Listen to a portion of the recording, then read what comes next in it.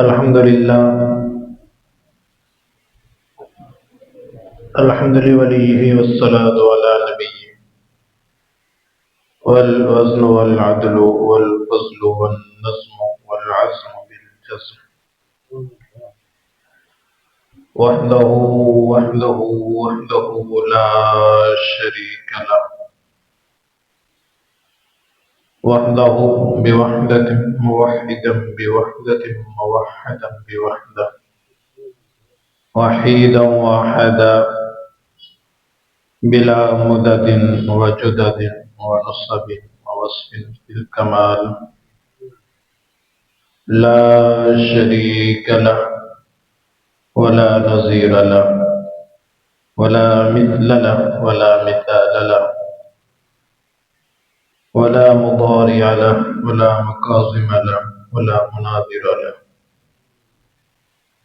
ثم نشهد أن سيدنا وسندنا ونبينا مقصومنا مقصودنا وطبيبنا وطبيب قلوبنا مأوانا وملجأنا محمدا عبده ورسوله. أما بعد فأعوذ بالله من الشيطان الرجيم. بسم الله الرحمن الرحيم. إن الله وملائكته يصلون على النبي. قال رسول الله صلى الله عليه وسلم: شعبان شهري،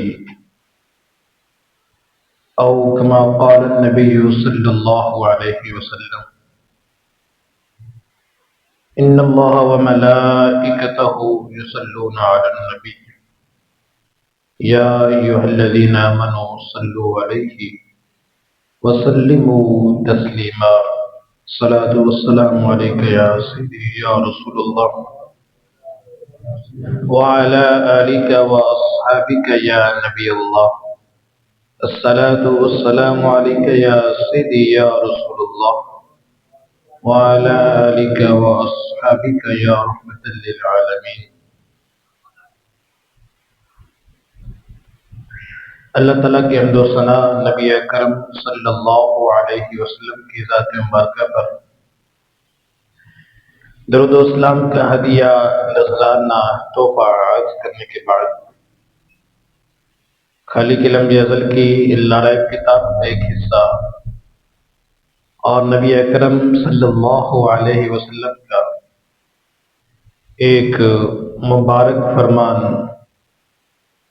تلاوت کرنے کا شرف حاصل کیا. اللہ کی بارگاہ میں دعا ہے اللہ حق گوئی کی توفیق عطا فرمائے، سن سنا کہ ہم سب کو عمل کی توفیق عطا فرمائے.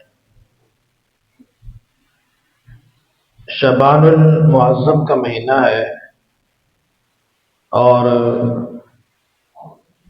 اس مہینے کو بڑی نسبتیں حاصل ہیں. ان نسبتوں میں سے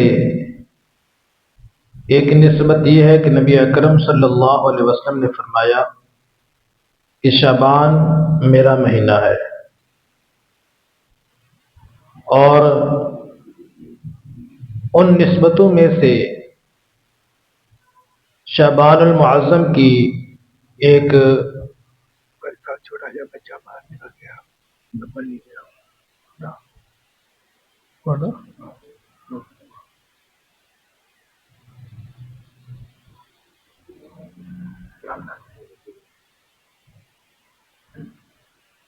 ایک رات ہے شب برات، جو کہ بہت ہی فضیلت والی رات ہے، اور اس رات کو بھی ماہ شعبان المعظم کے ساتھ ایک نسبت حاصل ہے. ایسے ہی امام قسطلانی رحمۃ اللہ تعالی علیہ فرماتے ہیں کہ شعبان کا جو مہینہ ہے، شہر شعبان ہوا شہر الصلاۃ علی النبی صلی اللہ علیہ وسلم، کہ شعبان کا مہینہ نبی اکرم صلی اللہ علیہ وسلم پہ درود پڑھنے والا مہینہ ہے۔ آج اس حوالے سے کچھ مختصر سے ہم گفتگو کریں گے کہ شعبان کا مہینہ بالخصوص امام قسطلانی رحمۃ اللہ تعالی علیہ نے اس کو درود شریف کا مہینہ کیوں قرار دیا ہے۔ قرآن پاک کی آیت مبارکہ ہے سورہ احزاب کے اندر اللہ تعالیٰ نے فرمایا ان اللہ و ملائکتہ یصلون علی النبی، کہ بے شک اللہ اور اس کے فرشتے نبی اکرم صلی اللہ علیہ وسلم پہ درود بھیجتے ہیں۔ یا ایھا الذین آمنوا صلوا علیہ وسلموا تسلیما، اے ایمان والو تم بھی ان پہ درود اور سلام بھیجو۔ اب اس آیت مبارکہ کے اندر ایک عمل کی ترغیب دی جا رہی ہے مومنین کو، اور وہ عمل ہے سرکار کی ذات پہ درود پڑھنا۔ پورے قرآن پاک کے اندر سورہ فاتحہ کے الف سے لے کر والناس کے سین تک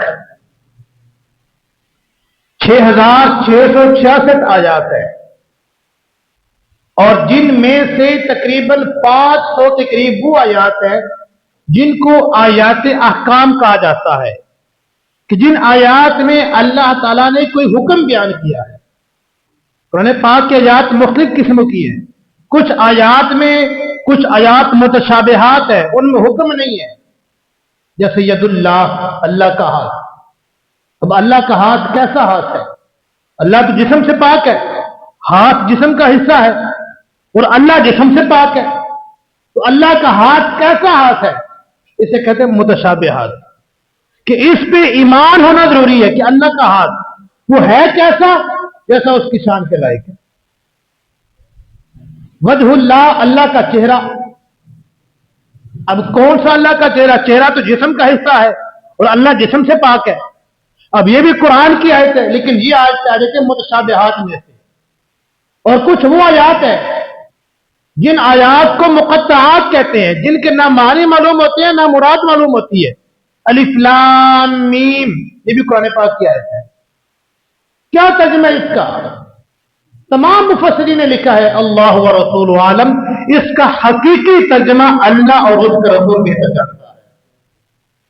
یہ دوسری قسم میں آیات ہے، اور ایک وہ آیات ہے جنہیں قصص کہا جاتا ہے، کہ جن کے اندر اللہ تعالیٰ نے گزشتہ امتوں کے احوال کو بیان کیا ہے، بنی اسرائیل کے احوال کو بیان کیا، آدم علیہ السلام کے واقعے کو بیان کیا، نوح علیہ السلام کا واقعہ بیان کیا، ابراہیم علیہ السلام کا واقعہ بیان کیا، گزشتہ انبیاء کرام کے اقوام کے احوال کو بیان کیا۔ وہ آیات اس کے علاوہ ہیں، لیکن صرف وہ آیات بینات جن آیات میں اللہ نے احکام نازل فرمائے ہیں، کسی چیز کا حکم دیا یا کسی چیز سے منع کیا، ان آیات کی تعداد محدثین کرام کے مطابق 500 کے قریب وہ آیات ہیں جن میں احکام بیان کیے گئے۔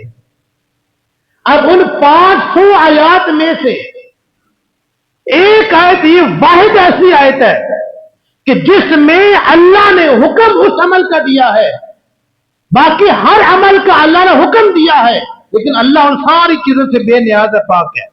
حکم رب نے دے دیا ہے، نماز کا حکم دے دیا ہے، زکوٰۃ کا حکم دے دیا ہے، روزے کا حکم رب نے دے دیا ہے، حج کا حکم رب نے دے دیا ہے، اور بے شمار عبادات اخلاقیات کا رب نے حکم دیا ہے، لیکن اللہ تعالیٰ نہ ان تمام چیزوں سے منزہ ہے۔ لیکن سورہ احزاب میں جو آیت مبارکہ رب نے نازل فرمائی، ان اللہ و ملائکتہ یصلون علی النبی، کہ اللہ اور اس کے فرشتے نبی پہ درود بھیجتے ہیں۔ یا ایھا الذین آمنوا صلوا، اب صلوا میں رب نے حکم دیا ہے، اور یہ وہ واحد حکم ہے جو کام رب بھی کرتا ہے، رب کے فرشتے بھی کرتے ہیں۔ صلو، تم بھی درود بھیجو۔ اب تھوڑی سی اس کی نا لفظی بحث میں جاتے ہیں، اس کی گہرائی میں جاتے ہیں کہ درود بھیجنا، ہم تو درود پڑھتے ہیں اللہم صلی علی محمد وعلی آل محمد والصلاۃ والسلام علیک یا رسول اللہ، درود و سلام ہو اے اللہ ان پہ رحمت نازل فرما، ہمارا تو درود یہ ہے نا۔ اب اللہ کا درود کیا ہے، اس بات کو بھی سمجھنا ضروری ہے. پھر پتہ چلے گا کہ اللہ کا نبی پہ درود بھیجنا کیا ہے، اللہ یہ کام کیسے کرتا ہے. مفسرین اکرام فرماتے ہیں اس کے دو مطلب ہیں. پہلا، امام سہل ابن محمد رحمت اللہ تعالی علیہ آپ فرماتے ہیں کہ اللہ کا درود بھیجنا محمد پہ یہ ہے بِأَنَّهُ يُثْنِي عَلَيْهِ کہ اللہ ثنا کرتا ہے، تعریف کرتا ہے کس کی؟ اپنے حبیب کی. عند ملائکۃ المقربین جو اللہ کے خاص فرشتے ہیں، جو مقرب فرشتے ہیں، ان فرشتوں کے سامنے رب اپنے حبیب کی تعریفیں کرتا ہے، اور یہی اللہ کا اپنے حبیب پہ درود بھیجنا ہے. دوسرا فرماتے ہیں کہ جو لفظ صلاۃ ہے اس کے بھی جو ہے نا لغت کے اندر، ڈکشنری کے اندر متعدد معنی بیان کیے گئے ہیں. لفظ صلاۃ جب رب کے لیے بولا جائے کہ رب صلاۃ بھیجتا ہے نبی علیہ السلام پہ، معنی کچھ اور ہوگا. جب لفظ صلاۃ فرشتوں کے لیے بولا جائے معنی کچھ اور ہوگا. لفظ صلاۃ مومنین کے لیے بولا جائے معنی کچھ اور ہوگا.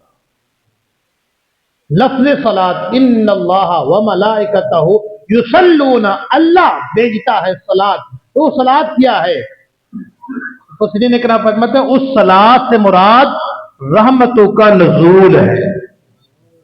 اس صلاۃ سے مراد رحمتوں کا نزول ہے کہ رب اپنے حبیب پہ صلاۃ بھیجتا ہے کہ بے شمار رحمت رب اپنے حبیب پہ نازل فرماتا ہے.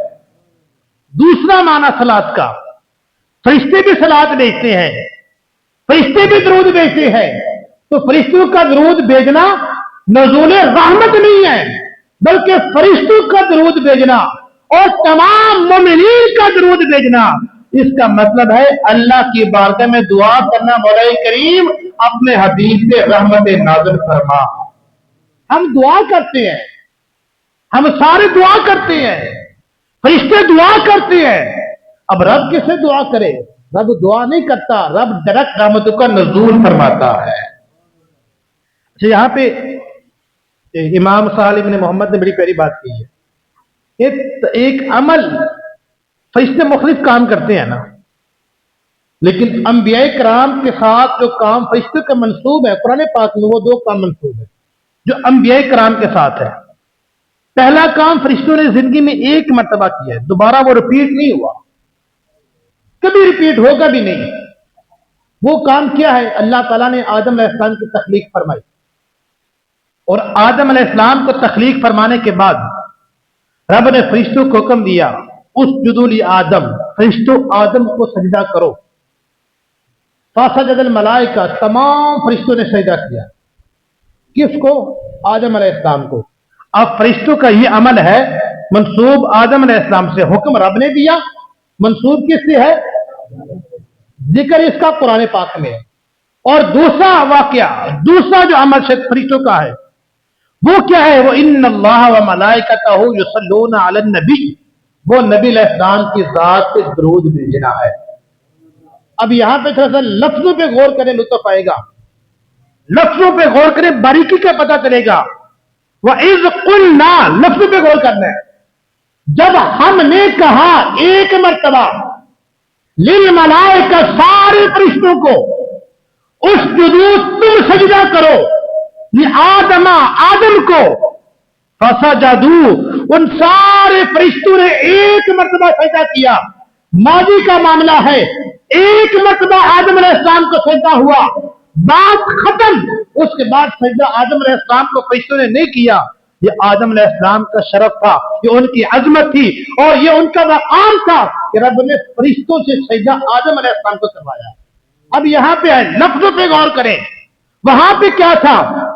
جب ہم نے کہا آدم کو سجدہ کرو، فرشتوں نے سجدہ کیا، بات ختم. یہاں پہ فرمایا ان اللہ، بے شک اللہ. وہاں پہ تاکید نہیں ہے، یہاں پہ رب نے بات کو جانا تاکید کے ساتھ بات پختہ کی ہے. इन्नल्लाह, ये हल्की बात नहीं है, ये कच्ची बात नहीं है, बेशक अल्लाह व मलाइकतहू, और उसके फरिश्ते, युसल्लूना, दरूद भेजते हैं। एक मरतबा भेजा नहीं है, माजी में भेजते रहे और हाल में भेजते रहेंगे, और फ्यूचर के अंदर भी वो तमाम के तमाम फरिश्ते मुस्तफा पे दरूद भेजते रहेंगे। अब ये अमल जो मंसूब है फरिश्तों के साथ, अंबिया का अमल, फरिश्तों का अमल अंबिया के साथ मंसूब है, वहां पे सजदा एक मरतबा हुआ, यहां पे दरूद बार बार पढ़ते हैं, माजी में पढ़ते रहे, हाल में पढ़ते रहेंगे, मुस्तकबिल में पढ़ते रहेंगे। अच्छा, फरिश्तों की तादाद कितनी है? फरिश्तों की तादाद के हवाले से दो कुरान पाक की आयत आपके सामने रखता हूं कि फरिश्तों की तादाद कितनी है, फरिश्ते कितना दरूद पढ़ते होंगे और रब कितनी रहमतें नाज़िल करता होगा। कुरान पाक के अंदर खाली कलम जज़ल ने फरमाया, इद यग़शा सिदरता मा यग़शा, सूरह नजम के अंदर ये वाक़े मिराज का जिक्र रब ने कुरान पाक में किया, सूरह नजम के अंदर, मैं कि इद यग़शा सिदरता मा यग़शा, सिदरा पे छा गया, जब वो छा गया। अब वो छा जाना क्या है?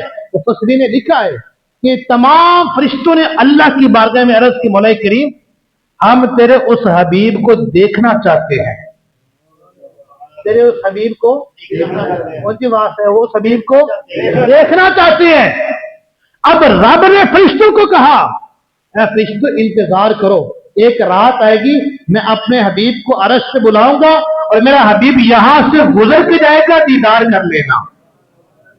अब हुआ क्या, इन यग़शा सिदरता मा यग़शा, जब मुस्तफा अलैहिस्सलाम के सफर का आगाज हुआ, रब ने फरिश्ते को कहा, ओ फरिश्तों की जमात, पहुंच जाओ सिदरा के मकाम पे, वो गुजरगाह है मेरे हबीब की, वहां से मेरे हबीब ने गुजर के ला मकाम पे जाना है, वहां पे जाके खड़े हो जाओ, इस्तकबाल भी कर लेना, दीदार भी कर लेना, इस्तकबाल भी कर लेना, दीदार भी कर लेना।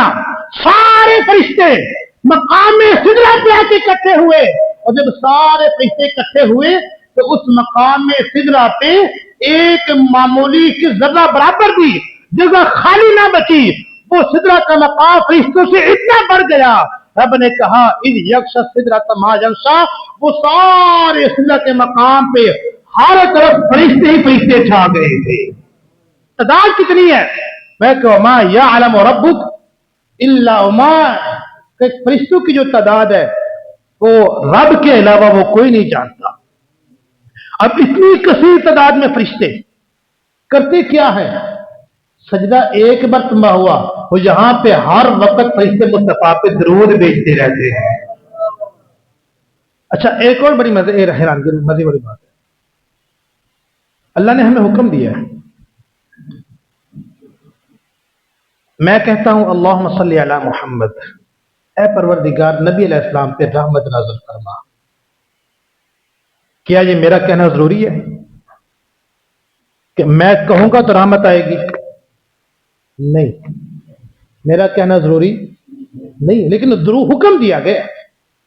अगर मैं ये नहीं कहूंगा तो क्या नबी अलैहिस्सलाम पे रहमत नाज़िल नहीं होगी? ऊंची आवाज से ना बोले ना, होगी। कितनी होगी? अरे मैं तो एक बार कहता हूं, वो रब तो हर वक्त रहमत ही भेजता रहता है। जिस रहमत के बारे में हज़रत उमर फरमाते हैं कि रब की रहमत ऐसी रहमत है, अगर उस रहमत का एक हिस्सा किसी को दुनिया में मिल जाए, उसकी सारी दुनिया की मुश्किलें भी आसान हो जाए, आखिरत की मुश्किलें भी आसान हो जाए। वो रब इतनी रहमत नाज़िल फरमाता है किस पे? अपने हबीब पे।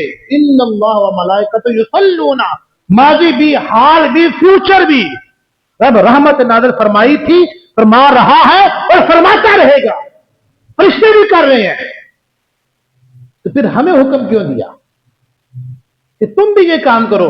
या अय्युहल्लज़ीना आमनू सल्लू, ऐ ईमान वालो तुम भी दुरूद भेजो, तुम भी सलाम भेजो, तुम भी जो ना अपने हबीब के लिए नज़ुल रहमत की दुआ में तुम भी अपने आप को ना शामिल कर लो। अब क्यों ये ना हमें हुक्म दिया?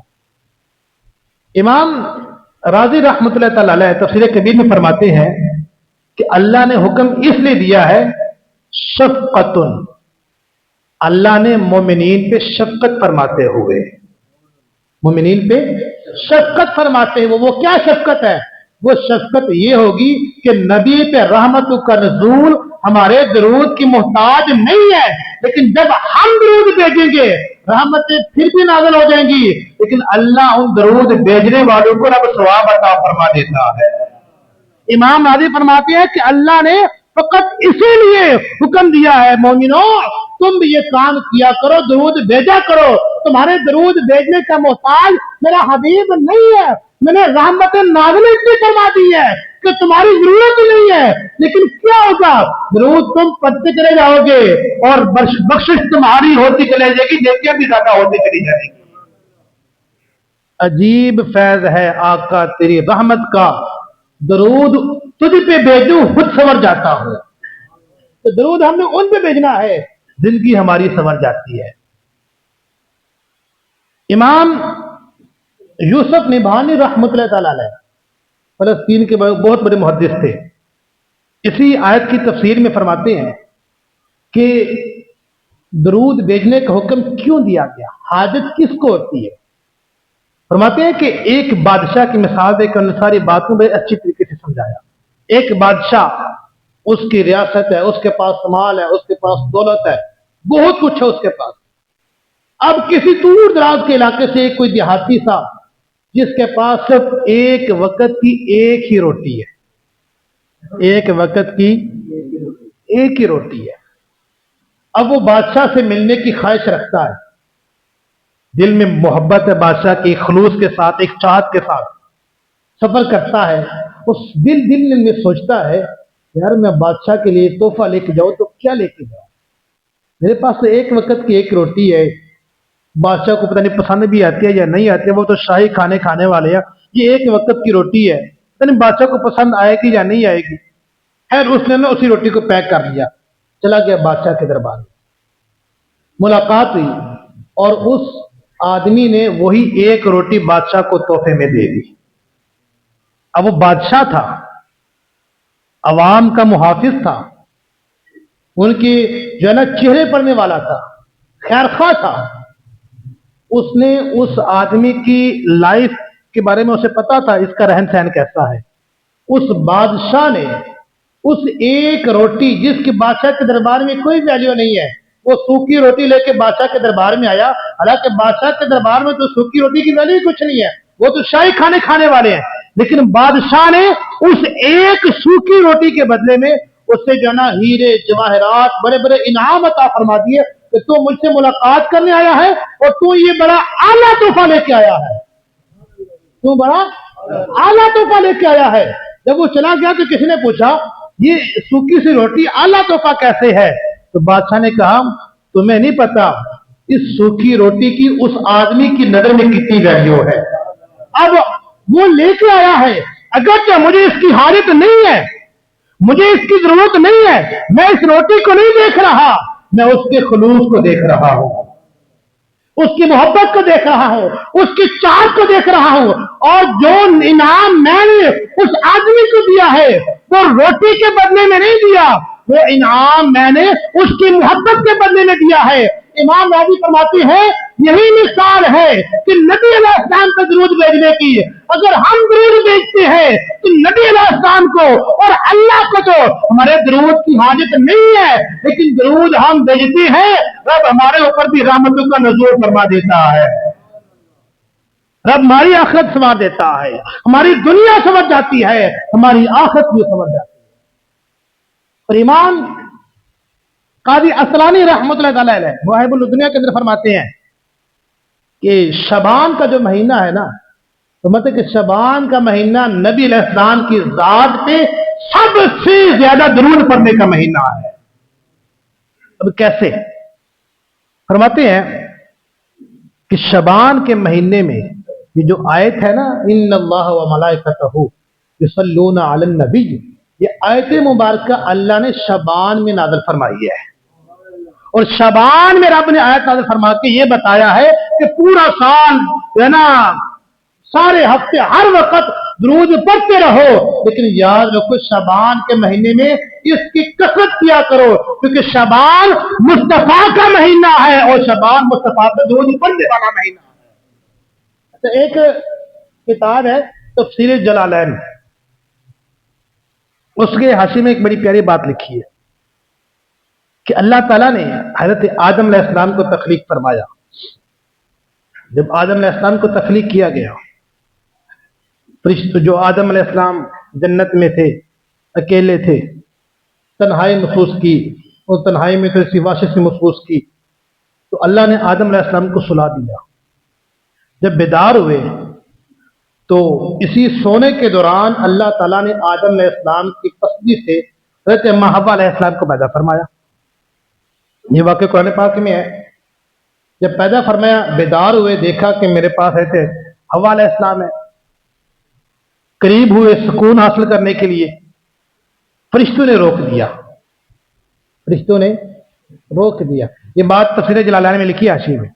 فرشتوں نے روک دیا کہ ہاتھ نہیں لگا سکتے. آدم علیہ السلام ہوئے کہ اللہ نے اس کو پیدا ہی میرے لیے کیا ہے، میرے سکون کے لیے رب نے پیدا کیا ہے. اگر میں ہاتھ نہیں لگاؤں گا تو اور کون ہاتھ لگائے گا؟ یہ بھی بشر ہے، یہ بھی مٹی، اس کی بھی تخلیق مٹی سے، میری بھی تخلیق مٹی سے، باقی تو ساری نوری مخلوق ہے یا جنات ہے. اگر میں ہاتھ نہیں لگاؤں گا تو کون ہاتھ لگائے گا؟ فرشتوں نے کہا پہلے اس کا حق ہمارا ادا کرے، پہلے اس کا حق ہمارا ادا کرے.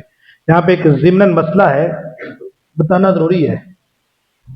شادی کا جب موقع ہوتا ہے نا، نکاح کے وقت، اور شادی سے 2-4 دن پہلے سے لے کر 2-4 دن بعد تک پورا ہفتہ کہیں پہ بھی کسی کو اسلام یاد نہیں آتا، کوئی شریعت یاد نہیں آتی کہ شریعت اس میں کیا کرتی ہے. ہم مہندی کر رہے ہیں، شریعت کیا کرتی ہے. ہم بے پردگی کر رہے ہیں، شریعت کیا کہتی ہے. ہم موسیقی، گانے جو ہے نا، کیا کچھ نہیں ہوتا، اس میں شریعت کیا کہتی ہے. ہم بارات لے کے جا رہے ہیں، ڈھول ڈھماکے لے کے جا رہے ہیں، شریعت کیا کہتی ہے. ہم پیسے لٹا رہے ہیں، شریعت کیا کہتی ہے. کوئی نہیں پوچھے گا. جب مولوی صاحب کہیں حق مہر کتنا ہندی شرعی حق مہر لکھ دے، ایسے کہتے ہیں یا نہیں کہتے؟ ذرا بولیں. اب شرعی حق مہر ہے کیا ہے یہ بھی بتاتا ہوں. اب یہ پتا ہونا چاہیے ہر بندے کو شرعی حق مہر کیا ہے. شرعی حق مہر اس کی ایک لمٹ ہے کم از کم کی، کہ کم از کم کی ایک لمٹ بتا دی گئی کہ اس سے کم نہ ہو. زیادہ جتنا دونوں میں جو ہے نا دونوں ایگری ہو جاتے ہیں وہی شرعی حق مہر ہو جاتا ہے. امام علیہ السلام نے فرمایا کہ حق مہر 10 درہم سے کم نہیں ہے. 10 درہم سے کم نہیں ہے. 10 درہم یا اس سے جتنا بھی زیادہ دونوں فریقین میں باہمی رضامندی سے طے ہو جاتا ہے وہی شرعی حق مہر. اس سے کم وہ غیر شرعی آ جاتا ہے. اب 10 درہم بنتا کتنا ہے؟ سکون سے بیٹھ کے حساب لگا لیجئے گا. سکون سے بیٹھ کے اس کا حساب لگا 10 درہم کتنا بنتا ہے. پرانے زمانے میں جو درہم ہوتے تھے چاندی کے درہم ہوتے تھے، اور ایک درہم میں تقریباً 3 گرام چاندی استعمال ہوتی تھی. کتنی؟ تقریباً 3 گرام، 2 گرام اور کچھ اوپر.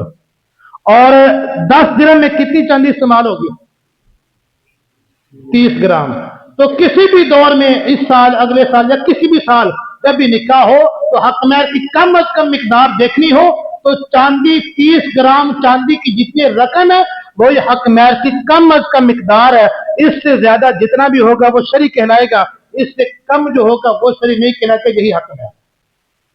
اسے یاد رکھو، 30 گرام چاندی کی جو قیمت ہے وہ حق مہر کی کم از کم مقدار ہے. اس سے زیادہ جو فریقین کے آپس میں درمیان میں طے پا دے، وہ جو ہے نا لاکھ ہے، 2 لاکھ ہے، 10 لاکھ ہے، وہ جتنا بھی ہے، دونوں راضی ہیں، دونوں فریقین راضی ہیں، وہی شرعی ہے. اچھا، ہم بات کر رہے تھے آدم علیہ السلام کے حق مہر کے. یہ حق مہر نبی علیہ السلام نے بیان فرمایا کہ 10 درہم سے کم نہ ہو. اس سے زیادہ بھی نبی علیہ السلام نے حق مہر رکھا ہے اپنی ازواج مطہرات سے. اس سے زیادہ بھی رکھا ہے، رکھا جا سکتا ہے، کم نہیں رکھا جا سکتا. فرشتے نے کہا ہاتھ نہیں لگانا. کیا کریں پہلے ہاتھ لگانے سے؟ اونچی بات سے ذرا حق مہر ادا کریں. آدم علیہ السلام نے فرشتوں کو کہا اس کا حق مہر کیا ہے. ایک جملہ، اس کے بعد گفتگو ختم ہے. جملہ اچھا لگا تو اتنے ذوق سے کہیں سبحان اللہ. آدم علیہ السلام نے پوچھا وما مہرھا، اس کا حق مہر کتنا ہے؟ فرشتوں نے فرمایا، فرشتوں نے کہا کہ 3 مرتبہ نبی علیہ السلام پہ درود پڑھنا یہ حق مہر ہے. کہ 3 مرتبہ نبی علیہ السلام کی ذات پہ درود پڑھ لے، جن کے لیے اللہ نے کائنات کو سجایا ہے، درود آپ نے پڑھنا ہے، حق میں آپ کا ادا ہو جانا ہے۔ تو یہ مہینہ ہے، شعبان کا مہینہ ہے، درود شریف کا مہینہ ہے، آگے شب برات بھی آ رہی ہے، تو کوشش کیا کریں زیادہ سے زیادہ درود پاک پڑھا کریں۔ اور درود پاک دعا کی قبولیت کا سبب یہ بنتا ہے، جس دعا کے اول آخر میں درود نہ پڑھا جائے، حضرت عمر فاروق نے فرمایا کہ وہ دعا زمین اور آسمان کے درمیان لٹکتی رہتی ہے، آگے نہیں جاتی، آگے وہی دعا جاتی ہے جس کے آغاز میں بھی درود پاک ہوتا ہے، اختتام میں بھی درود پاک ہوتا ہے۔ اللہ ہم سب کو عمل کی توفیق عطا فرمائے۔